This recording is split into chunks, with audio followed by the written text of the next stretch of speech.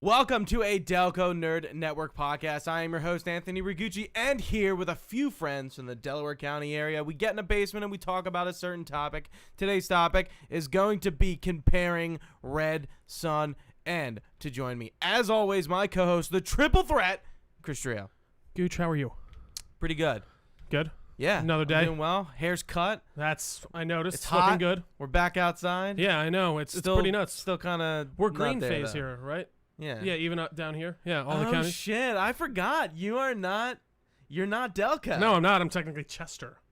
Have you been, but has Chester County been following like Delco's I think lead on the I think quarantine? I think we've all been kind of in the same boat in the way of like we're in that lower left-hand quadrant or right-hand quadrant of PA that was kind of waiting a while, but Right. yeah, now we can go eat in buildings and such. Have you gone out to eat? Yeah, well, yeah, not to eat inside yet though, but we did. No, yeah, I meant inside. Yeah, no, not yet. But I mean, been out to eat a few times outside. It's nice to feel somewhat normal. But, So yeah. before we jump into the podcast, we'd like to just talk about, Just bullshit a random little bit. shit, what Yeah. we're doing, what we're playing, quarantine.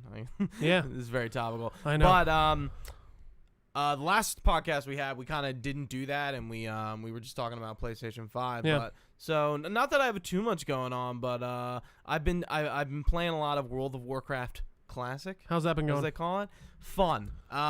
Yeah, so for those who don't know, it's basically World of Warcraft from 2004. Yeah. And it's an interesting experience. I love certain aspects of it, and I hate certain aspects of it. Mm-hmm. You can kind of just tell where the game hasn't aged as well. Of course, But yeah. there's yeah. some components, it's like, wow. Like, I didn't even realize. missed yeah. some of this stuff, and it's interesting kind of when, like, before, like, a lot of the things that Classic WoW did, a lot of people hated and wanted changed. Yeah. And now that they're kind of, like, not a thing in MMOs anymore, or not as bad, like, quests, like getting fucking 12 crocodile teeth and, like, you're farming them for, like, almost an hour because the drop rate's terrible. Yeah. Like, it's for some reason, it just doesn't feel as bad anymore. Really? Yeah, because that was like one of the Guild Wars 2 things was like there wasn't any quests because a critique of MMOs was like there's quests like that and it takes like way too long to get it done. do yeah, them because it's the like drop rate's just not fair. ridiculous. And, yeah. I don't know. I'm taking it slow. I really like leveling in MMOs. There's endgame, but I'm not really interested in that yet or really thinking about it at all. But I'm enjoying just leveling 2 characters and doing that. Nice. Other than that, I played the Control DLC, the Foundation. Oh, nice. How's that? It's more Control. Yeah. And it's some cool. I do. Not cool story. It's some more story. If you like the world, you'll like it. If you want more Control, Yeah. that's what it is. Yeah, I need to Control. I think I said this before on the podcast. I really enjoy that world, but I didn't love the gameplay so much in that. Yeah, I felt like it's very samey. It's funny. I mean, I haven't played it since I like 100% it like way back. Yeah. In like maybe like a week or two after it came out, and it's still like the menus are still really chuggy. Yeah. And like it's still really janky. And I'm like, Jeez. ugh. I was like, I thought this kind of would all be fixed. We're fixed by now, but no. Yeah. That's Remedy, right? You yeah. made that? Yeah.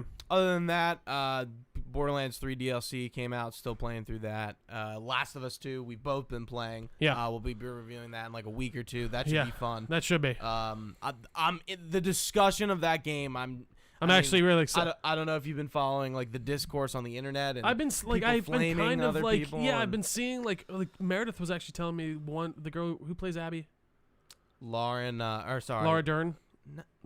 Dern. That's Laura Bailey. Laura Bailey. Don't act like that's so insane. Yeah, it is insane. They are both Laura Lauras. Bailey, Laura Dern are two very different. I mean, they're two different people. Yeah, Sure. she got some death threats. That people are like, even if like I'm not gonna lie, I don't really love her character so far from what I've played, but like Nah, that's not enough for me to be like.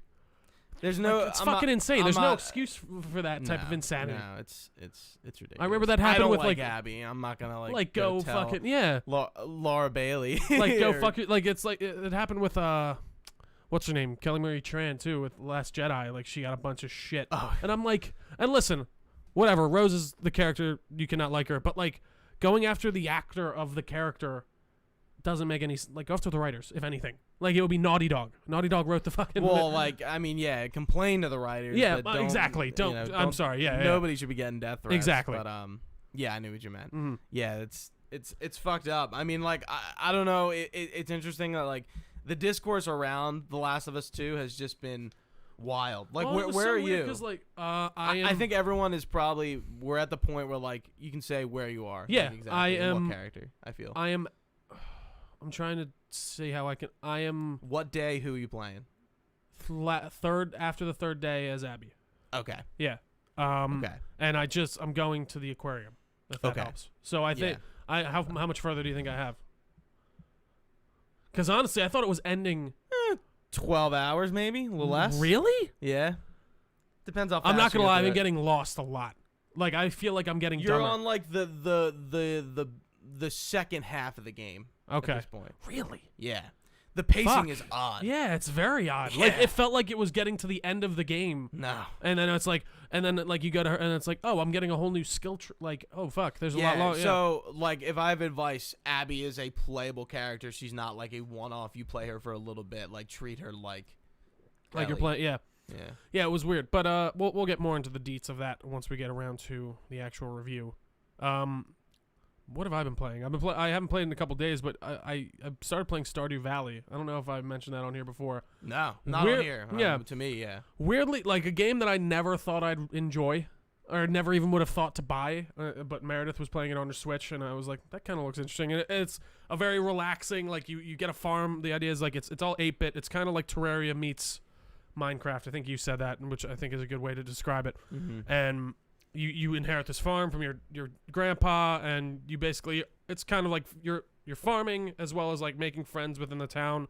It's a very narrative kind of focused game, but like it's really? also like I actually shouldn't say that. It's kind of very equally balanced, because like there's that idea of you're kind of taking care of your farm, but then you're also kind of making friends in the town with everyone, and like I know you're getting different cutscenes with people. I know and, there's like townspeople, and like you talk to them and stuff, and they're like no, it's cool. characters in Yeah. and of themselves. I didn't know there was like other story behind. Yeah, no, and then there's that. like it's a very relaxing game, especially if you're just kind of want to bullshit around and like you want to just do like it's a kind of a farming simulator, but not to the point of farming simulator where you're getting into all this minutia and insanity of like owning a farm. It's more just like you plant your seeds, you water your plants, you take care of your animals. Automated farm system Yeah. where pistons are hitting out the fucking reeds or whatever. Yeah, but no, it's a lot of fun. I would highly recommend it. It's only $15 too, so okay. It's pretty good. I've said to you, it's kind of like been on my I want to play this game if I ever get a Switch, and I haven't gotten it because like I want it. Like I just feel like the Switch is probably the most ideal place to play it. I think so. In that, yeah, like that, I'll probably still never get a Switch, even though I've, just give me trophies and achievements. That's all I need, Nintendo. That's it. And maybe that Pro version. Yeah, exactly. Dude, you haven't been able to get a Switch for regular price since this whole the whole Corona shit began. Have you been looking? I've been looking like I was gonna get one at the beginning, but like yeah, I remember you saying that. And and there's just none, and then like if you find them, they're like $600 from third party sellers. I'm like what is it? I feel like they have to be losing money. Like if they're not like it doesn't make any sense to me. I don't know. Nintendo does this. This is just what they do. Because I feel like I don't even think quarantine has something to do with it, but like they Nintendo do like does artificial this. like caps. It's weird. Yeah. I don't understand. They've always done it. Yeah, I remember people talking about that with Wii. I don't understand it. I don't get it at all. I don't, and it's like then I assume they're only selling it for $300 to these people who are then third party selling it for $500 and making their money off it. I don't know. It just doesn't. I would never pay $500 for. Yeah, it's fucking insane. I'm like, are you nuts? No way. And I mean, I'm surprised if there are people out there doing that, but apparently there are. What else have I been doing? Oh yeah, I just finished up What We Do in the Shadows season 2. That was really good. Have you ever watched that? No, I've heard good things. It's hilarious. It really the movie is really funny too. I think it sets a great tone. But like, if you've never heard of okay, go ahead. Sorry. No, it's What We Do in the Shadows. It's about basically a documentary crew filming some vampires living together in America, at least for the series. And I mean, it's just very irreverent and just weird and hilarious. So how do the movie and the show correlate? They're just different. They're both set in the same universe, and the people from the movie show up. Taika Waititi actually directed that. And he's in it. Yeah, and he's in it. It's with this guy. You know who Flight of the Conchords is? Yeah. The guy Jermaine, I think, from that. Him. Taika and Jermaine made the movie, and then they produced the show, and they show up in a few episodes.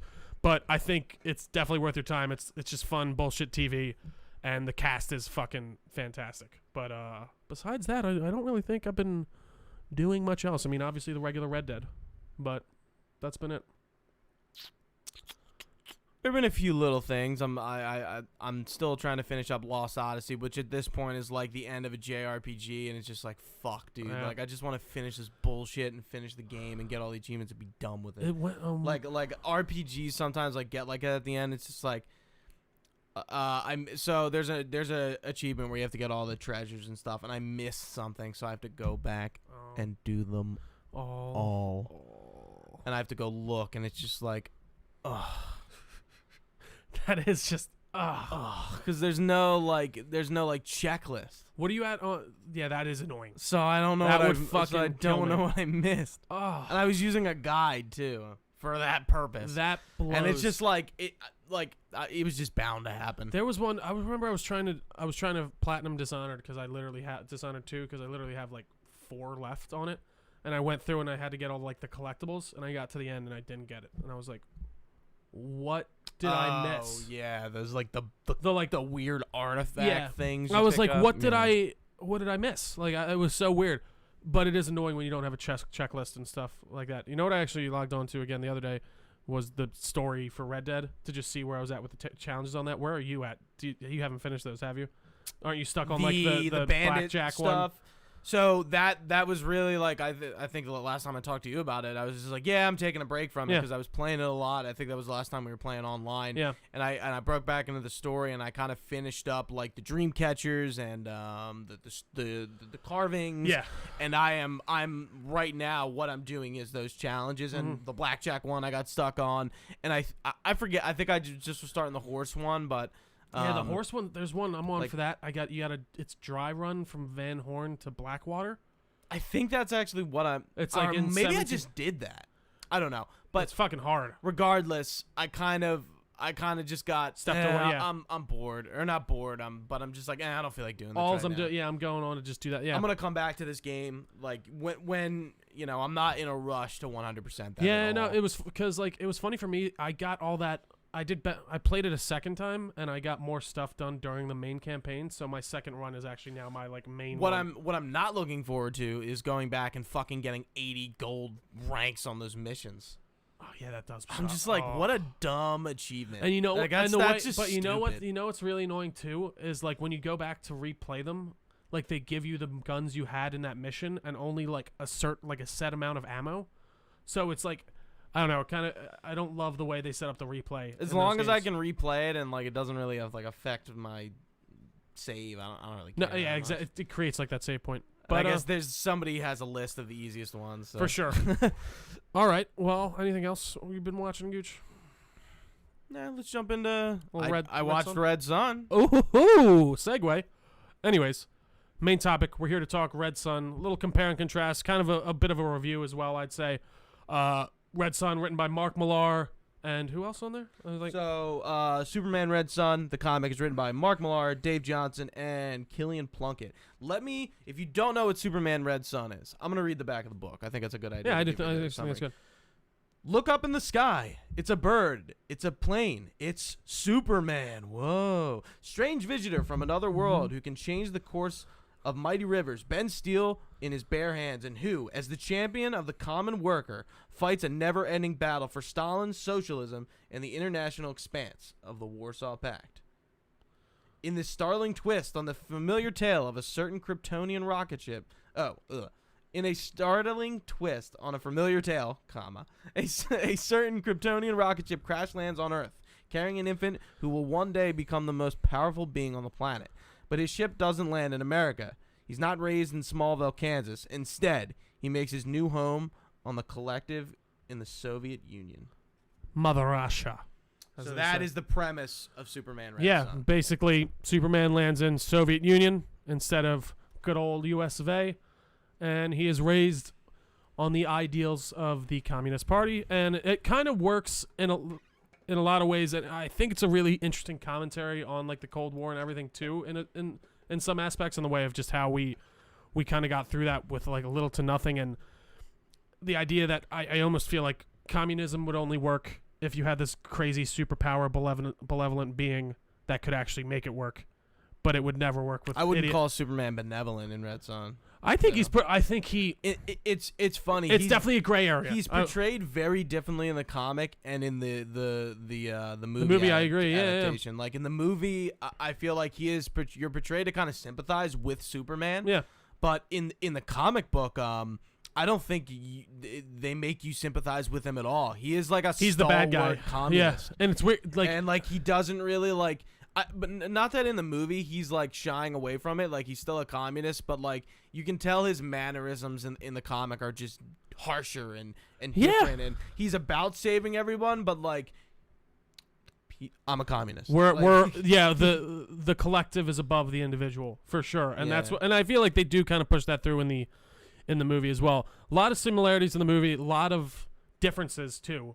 I will say. Oh, there's a ton of differences. I feel like there's a few things that were just cut out for time's sake.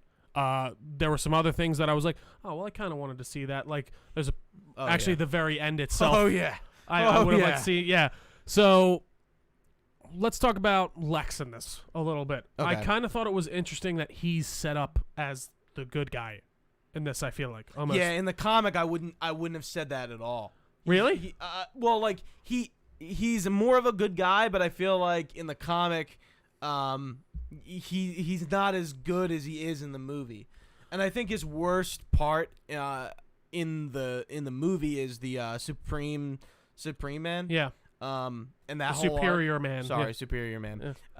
Yeah. Like that arc, like he's pretty evil, and then after that, he's kind of like better. Yeah, I didn't even take that as evil. But through the whole comic, I feel like he's like just as evil as Lex is in Prime Earth. Yeah, I don't know. I guess I disagree in the way of I think he's fighting for America. He's kind of a little bit of a dick about it, but I do find that he is supposed to be the hero character in this story, which is interesting. Right. And I mean Lex is usually the smartest person in the room, but like he is really 10 steps eons ahead. above. Yeah. Yeah. And even I think they kind of in the comics it makes an interesting point by the end I can't really talk about it without getting into spoilers.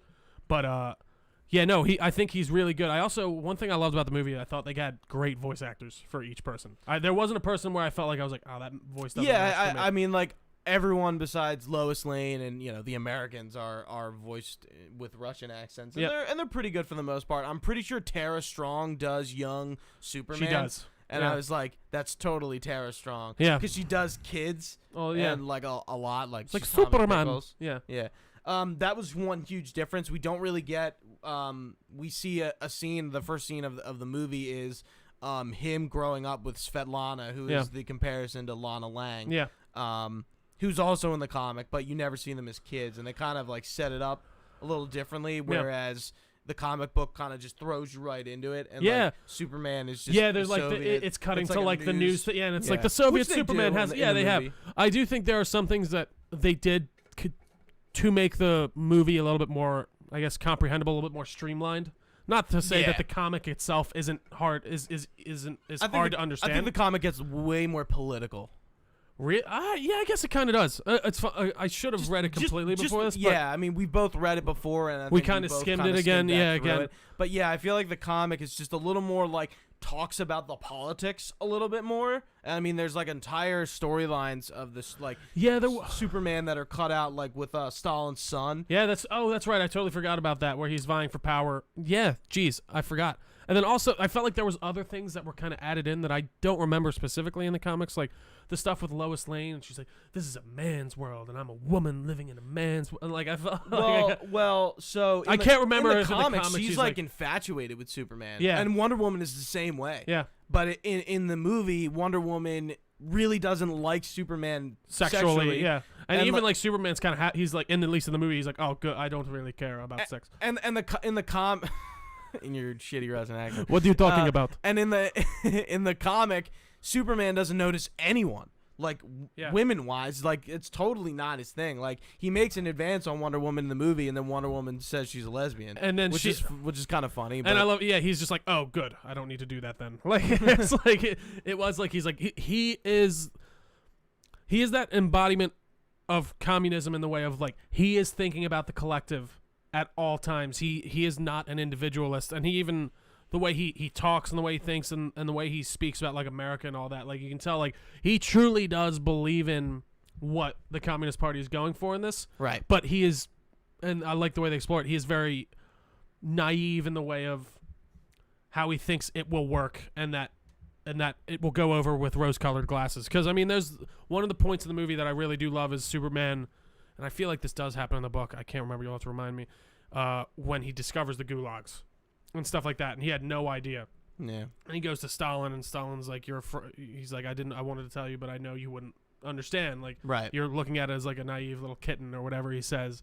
And by the end, that whole, like, the growing of Superman and him having the realization, like, there's one part in the book that I kind of wish was in the movie where he's like, you can't put the whole world in a bottle, and that like breaks him because he's just realized he's like, this what's is the like, note from Lex? Yeah, and like that's what they do kind of do. They do that, yeah, in a very literal way. Yeah, and it's really good. I think they kind of explore all these themes in a very interesting way, and the way they interweave the DC universe into it, even with the Green Lantern Corps and Themyscira and all that. I find that this is a very cool way to bring all these DC characters in the comic. I can't remember. Does Brainiac bottle Stalingrad?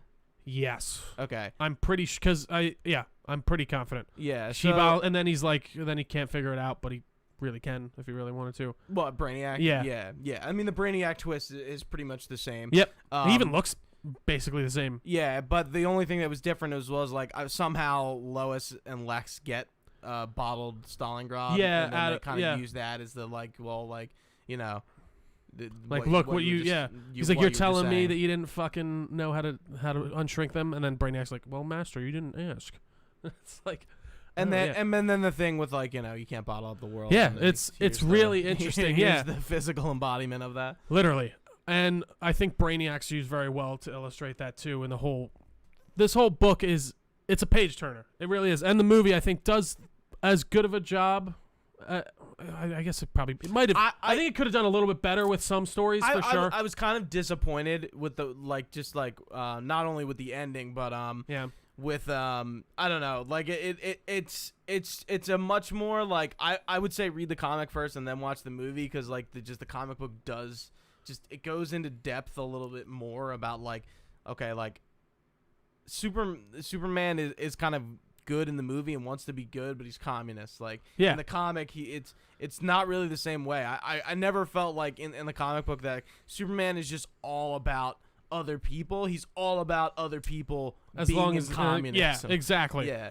And even in the movie, he's like, you can't do it like this. Like, you can't just gulag people. And Stalin's like, well, you don't understand. You're naive, like I said. And then by the end, he's just reprogramming people with Brainiac's tech. What did you think about one of the big differences? Superman kills Stalin in the movie, and in the comic book, he gets poisoned and he dies. Oh, really? See, I think that's interesting. I was wondering I couldn't remember if that was in the comic. Again, I think it's to make him, like you said, a more heroic character. Like, maybe that's not. I think it is a little bit more interesting in the comic in the way if he did. Even if Stalin did some bad shit, Superman did kind of like him. The same thing kind of happens, though. Like, in the movie, he kills Stalin, and, like, the guys walk in and they kneel. They all just kneel for him, Superman's, premiere. Chancellor, whatever it is, Yeah, premiere. And then in the comics, it's kind of like the same thing. They just look to Superman. They're like, you're the fucking next... you can do this shit. You're the only one. Mm-hmm. You're the goddamn Soviet Superman. Going back to the characters you were talking about when everyone like voice acted. So what were you telling me before the podcast about who did I not catch? Batman. Is voiced by who? Ezio Auditore himself. Oh, Roger Craig Smith. Yeah, I saw that in the credits. Yeah. So I was like, who? That voice sounds familiar. It kind of sounds like his Italian accent when I was listening to it, but I'm sure it does. Mm-hmm. I didn't really catch it, but I saw it in the credits. Yeah, no, Batman I think was used a little sparingly, which I kind of would have liked to see more, a little bit of. In the comic, there's a little bit more of just him being, not much rebellious and like against the Communist Party, but like the end result is pretty much the same. Yeah, that's true. I did that scene where he does turn on the red lamps and he's got. How the hell did he get Wonder Woman tied up? I don't know. Dude, he's Batman. Yeah, that's true. Fair enough. Even poor Russian gulag Batman can do it. Could do that, yeah. And the way he just starts beating the shit out of him. I wonder if it's Bruce Wayne. Like they I never, don't think they never. I think his name's Petor in the book at least, or something like that. I'm because he's like he mentioned something. He's like little Petor. Let's see, Petor, like P-E-T-Y. Yeah, I know. Oh, yeah, you're just saying it weird. Yeah, that's how he says it, Petor. Anyways, I'm pretty sure he's not Bruce Wayne. Yeah, because like by name. Because I was gonna say like I didn't remember if the comics if they like literally name him. And I did, but I like when they're in the gulag, and I don't think that comic or is that I don't think it's exactly the same. No, way I think his parent. I think in the comic where like he says something to Superman about it, like he doesn't do that in the comic. It's like, where have you been, Superman? Yeah.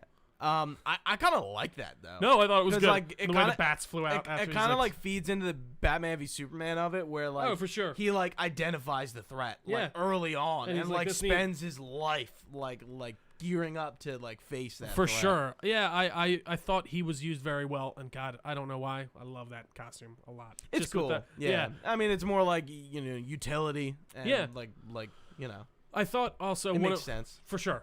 I thought one of the other cool aspects of this is how they brought in the Green Lantern Corps in that way. Yeah, like, it's not just same way in the comic. Yeah, the exact same way. I think it worked very well. Gives Hal Jordan the Lantern ring. Which is actually in the movie, it's not Abin Sur, right? No, it's not. It's not Abin Sur, and it didn't look like him anyways. No, unless like I'm pretty sure it sure might have been him by name. It's definitely well in the comic he's in like a pod. Yeah, it's more like it's like a ship of some kind. Well, usually, I mean like his body just isn't laying on like a stretcher. Yeah. Yeah, like the way the alien looks and is like I'm like, oh, that's totally Abin Sur for sure. Yeah. But the Green Lantern Corps is pretty much intact, and then like in the movie, Jon Stewart's there. And, Guy Gardner. I'm pretty sure Kyle Rayner is. I think they're all there. Yeah, I think they all are. All the Lanterns. Very interesting, very cool way to bring them in. It is interesting, like the implications in that universe of like, does those rings in that universe not choose another person? No, the Green Lantern's out, and like they seem to have like a finite. What are they called? The big blue guys. Oh, the Guardians. You kind of think the Guardians would step in. But that's what, yeah. And even like, so one thing I didn't love in the movie that I don't remember. Which might just be an oversight. Yeah, that's exactly. Like, that's the question I guess I have. Like, I'm assuming in that universe, maybe the Guardians are dead. And maybe he was just one of the last Green Lanterns, but that's a whole nother story. I didn't really love how Wonder Woman was used in the movie a lot. Because I felt like she was just like, I guess she's like, her mom's like telling her all men are evil or whatever. And then she kind of has that realization by the end. She's like, men aren't worth it. And she's like, I'm just going to let you fight it out. I'm like, well, there's clearly a worse side here, right? Like, would she not have stepped in and been like, all right, Superman, like, I'm the only one who can really face you. You should really fucking stop putting brain implants in your citizens. And, like, does that seem weird to me? Or to you? Like, no. Like, I don't know. I just felt like it was very odd of her to just be like, I'll leave you two to your squabble. And then she just goes over. I don't know. It kind of makes sense to me. Yeah, I don't know. And it's weird because you're right. In the comics, she is like infatuated with him. And it is interesting. And to me the communist ideals, I guess. And in this, it's not, you don't really get that vibe at all. She's not really like. She just kind of likes him as a friend. Yeah. And like, supports him as a friend. Yeah. And like, never is just like, oh, communism. Yeah, exactly. Like, yeah. But in the comic, she's like that tone is like, oh, she is about him, but also what he stands for. Yeah, it was interesting. I do love how she in a more political spectrum. I did love how she takes on like the communist colors like for her costume in this instead of like the American colors, which I thought was interesting. Yeah, which is the same thing in the in both. I'm trying to think. So. I feel like we should talk about the ending last. I was gonna say, ending last. So don't bring that up just yet. I'm trying to think of other like major differences that I'm trying to think back to the beginning. Superior Man, I feel like they make him look normal at first, which I thought really was weird. liked that. Yeah, and then he kind of slowly morphed into like a Bizarro. Yeah, which is like in the comic, like he's kind of ugly Bizarro to begin with. Yeah. And in this, he's kind of just like a literal knockoff looking Superman, and then like a Superman fights him. And he's like Lex is increasing his power or something. Right, and like he starts talking like Bizarro. Yeah. He's like, me American, me Patriot. Yeah, now is that what he says? Well, he said me happy too. No, and, like it's because in the book, like the way he dies is like saving people. He like freezes Superman and then flies off to like catch a jet or something, and he's like, "Hello world" or something. Like it was I didn't really understand it thinking back to the book, but I think it does actually make a little bit more sense, the change they made for the movie. Melts or blows up. Yeah, that was actually kind of like just the way he's like, and then it just literally melts in on himself. And then the way Lois is like, why would you do that to that creature? It's like, well, he was kind of, who cares? Like, come on. I can understand it in the context of the movie because he does look like a person, but like it does that doesn't happen in the comics. No, it doesn't. He just like blows. Again, I don't remember what he. It seems like he like stops a nuke or something in the comic from what I was looking at again. Yeah, I should have like reread that completely honestly again before we did this. Yeah, I mean it's cool because there are a surprising amount of changes. I think they could have made it 2 hours long, and had a lot more of what was in the comic in there. But yeah, they just don't. Yeah, see, like he flies off. Yeah, he like catches like something. Yeah, he catches like a bomb and then takes in the atmosphere, kind of like with what happens sort of at the end when he, but you know, a little bit different. You know, what other differences were there? I'm trying to think. Think more to the beginning. We talked a lot about the second half. The beginning kind of basically does it all the same. I mean, like that dam scene isn't in here at all. That's right. And the way like this is the way Clark. I don't know why I'm showing you like a kid, but that's like the way Lois and Superman meet is like coincidentally catch eyes and like give that I want to fuck you look. I mean, is that what you would call it? I mean, that's my look when I see that. I mean, I usually get the curl and everything. I don't know. It's more like a multiverse. Yeah, it's like exactly. They kind of feel Superman. Like there's always that connection. Yeah, and they don't really explore much. Yeah, they do leave out a lot of the love stuff in this. For better or for worse. It's interesting they didn't even have Hippolyta at the thing. Yeah, but I then know. Stalin's alive in it, and like I guess he's dead, so maybe at that point, so there's no Yeah, I don't know. And then he stops his son. It's interesting. Stalin's son is the one who kills Batman's parents, and like Superman stops him from committing suicide because of like the atrocities of the Gulag and stuff. Finds out there. Lex is still fucked up. I'm pretty sure there's also this is Lana Lang. Svetlana. Oh wow. I'm pretty sure in the comic. There's also Superman actually has an interaction with Lex a little bit earlier in the book too, whereas like they don't really meet until the end of the end of the movie for the first time. But he knows of him. Jimmy Olsen's the same. He's a G-man in the other. Is he black? Well, no, he's not black in that. He looks like Jimmy Olsen. Yeah, he's Agent Jimmy Olsen. He's like basically Lex Luthor's liaison to the White House. Yeah, you're right. He's white. Mm-hmm. I kind of liked him as black. I mean, yeah, I didn't think that was like a change that I was like, what the fuck, guys? Interesting that there's those characters who like switch. And you just don't really color, like Nick Fury, constantly going between black and white. Well, yeah, it's fun because he was like, even Jimmy Olsen now is like in Supergirl, he's black, which is fine. It yeah, whatever. Make a difference. But it's interesting. There's always like those characters and and it's funny because it's like pick one. It's like, once you hit like I don't know if you could race swap you Batman. Have to pick one. But like Jimmy Olsen, I'm not really too concerned about. Right. You know, like. Because I do like that recognizability behind a character. I really do. Like I want to be able to look at. If you show me a picture of this character in a movie, whatever it is, and you're like, which character from the DC universe this is, and I have no idea, it's kind of like what's the point to me, you know? One thing I didn't like in the movie, they don't age Superman. That's what I was thinking too. I don't that like was that at all. Like you kind of see, and like his costume does change somewhat more throughout. Black. Yeah. But yeah, I agree. I would have liked to see that more progression of him like going from that young guy to just a little bit more, like, you know, got the little graying temples. Does Superman age? I think he ages very slowly. Yeah, like in Kingdom Come, obviously he's older. Yeah, but like there's not a lot of comic books that obviously age him up, Superman because it just wouldn't make sense unless everyone else is old. No, exactly. I think he does age. Well, doesn't he like live in the sun in Kingdom Come, or is that a different book? No, he lives on a farm. Oh. There's one book where he's like really old and he lives like in the sun. to keep him like keep going, which is interesting. Also, there's an arc where they talk more about other villains attacking. Not an arc, but like a few panels where they talk about other villains going after him, like Livewire and I think like Metallo and stuff. And that's totally. I guess they never. One thing I think is interesting about this book. I'm just skimming through. No kryptonite.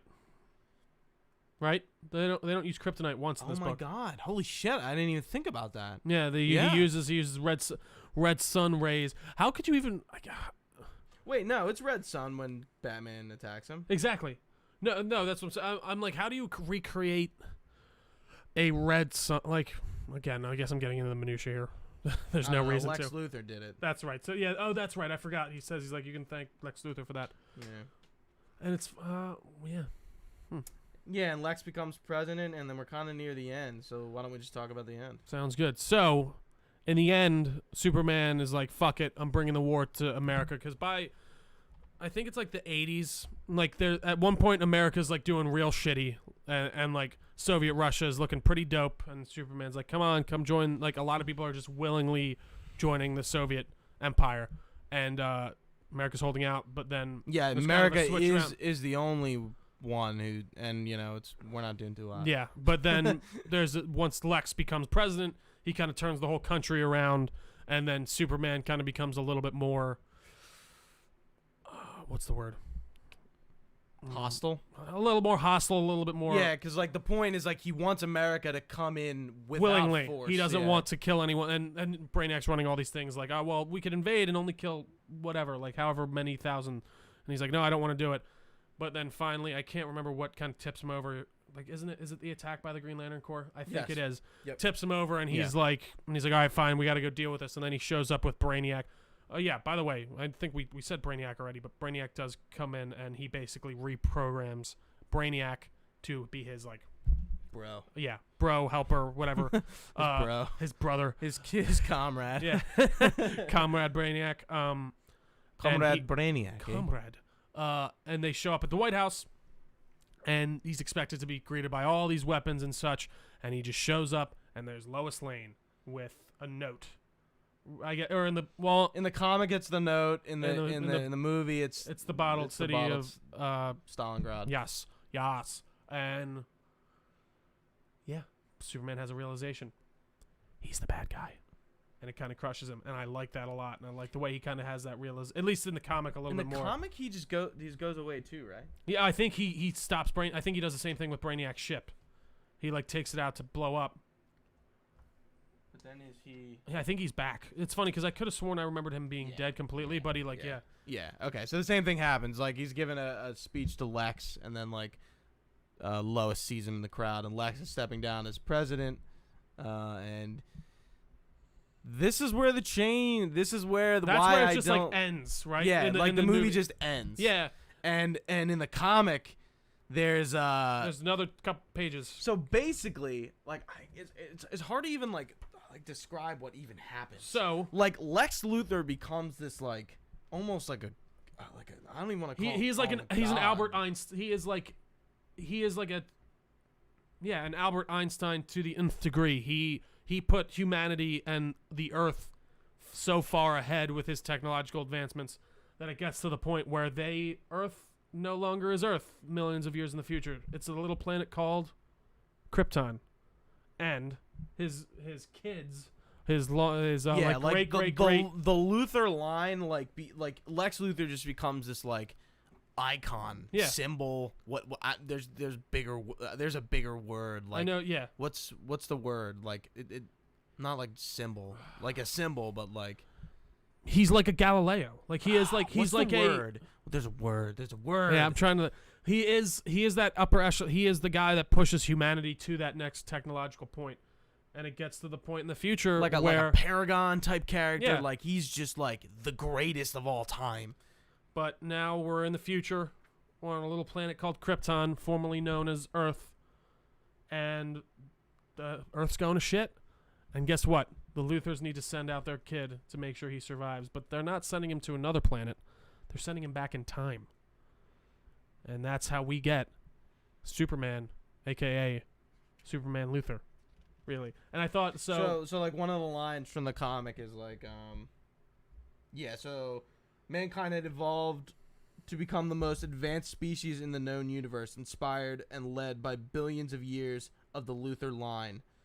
Lena Luthor, the artist, Lombard Luthor, the imaginer, Lori Luth 145, the math magician, Jordan Luth 1938, pioneer, Necrot, and first man to set foot in the afterlife, Alex L., Jordan L., Lana L., and of course Lex Luthor's great-grandson to the power of 50, a young man called Jor-El, whose IQ exceeded that of even his beloved ancestor. So, like, essentially, like, it's just kind of like things, like, change little, point, yeah. Like, over time, like, things either get shortened or elongated. I mean, like, I'm trying to think of a real-life example of that, but... Like, I mean, when my grandpa came over, our name was Trignano, or Trio. Right. Yeah.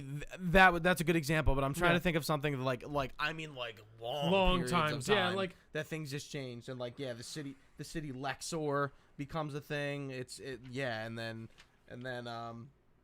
they got to save their son, Kal-El. The planet essentially is going to shit. Yeah.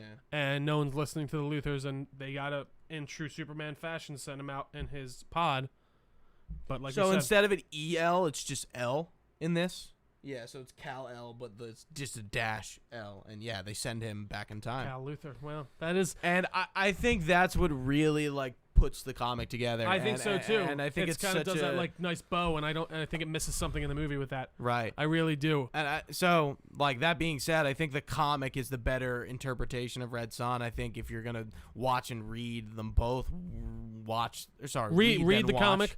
And watch. I do think the movie's pretty good, but again, I think it is missing that crucial element at the end that kind of puts a nice bow and some on other it. things. I think the comic just does a better job. I mean, it's a small story. It's not like huge to deal with, and I think the comic just does a better job. Sometimes the movie adaptations are better, but with this, I think it's such a small scale story, and it's also so political. You kind of need some of that nuance that's cut out of the movie, and that you'll only get in the show. Fun fact about that ending, though, that was the original idea for Superman's origin.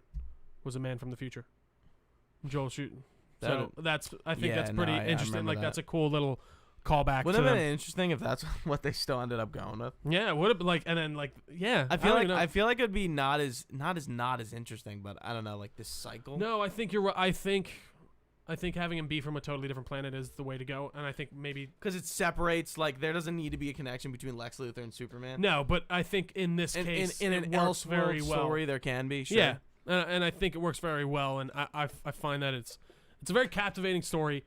Mark Millar is awesome. I think I don't really know much about Dave Johnson, and then Killian Plunkett, but Mark Millar is awesome. These other guys did a great job with this book. I think you can get it for like probably $10. Like, it's really cheap. If you're watching the video, like it's barely anything. It's nothing. You can finish that in a day. You can finish this in like an hour. Yeah, it's really no issue. If you really wanted to. It's a great read. One thing I always bring back to DC is their Elseworld stories are fun and interesting, and they're great because I can just sit down and read this book, and that's all I need. I don't need to go back through whatever Superman's 8 issues or whatever it is. Great stuff. Lineage. Yeah. I don't get it. But Gooch, is there anything else for us today? No, I think that does it, man. Wrap it up. Awesome. Well, thank you all for watching live on twitch.tv/Delco Nerd Network. We very much appreciate it. You can find this podcast basically everywhere. Just search Delco Nerd Network. You can also find our socials. We are at Delco Nerds on basically everything. On Facebook, you can just search Delco Nerd Network. We have a nice little page on there. All this information can be found on our website, www.delconerdnetwork.com. For Gooch, I've been Trio. Thanks for watching, guys. Stay nerdy, and we will see you next time.